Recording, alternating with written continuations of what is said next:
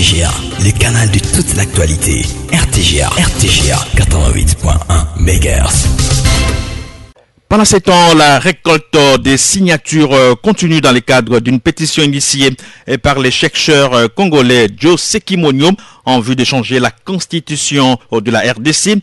Ces scientifiques justifient sa démarche d'obtenir 100 000 signatures au lieu de passer par les pouvoirs en place afin de faire passer sa proposition par le simple fait que la classe politique n'arrive pas à s'accorder sur de nombreux sujets qui touchent à la vie de la nation congolaise.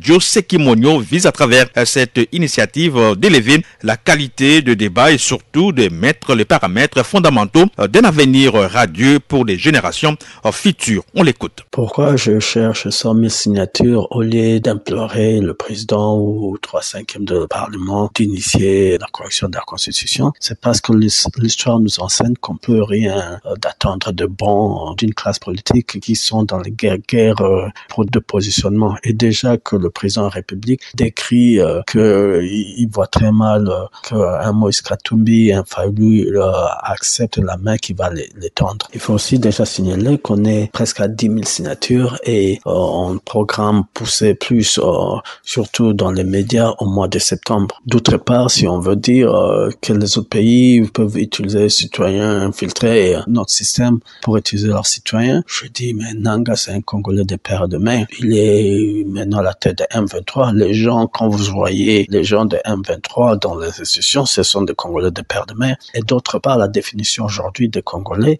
même institue cette infiltration, comme ça, parce qu'il y a les Tembo, par exemple, au Congo, au Zambie, les Bangalas sont au Congo, en RDC. Alors, les Congolais doivent cesser cette paranoïa de dire qu'on sera infiltré pour quel gain. Et d'autre part, je demande toujours aux gens, qu'est-ce que je vais gagner au niveau financièrement pour initier la correction de la Constitution? C'est zéro. On te paye zéro. Tu vas même pas avoir une position. C'est seulement ma contribution pour élever la qualité du débat national ou surtout de mettre les paramètres fondamentaux pour le meilleur de nos enfants, pour la postérité.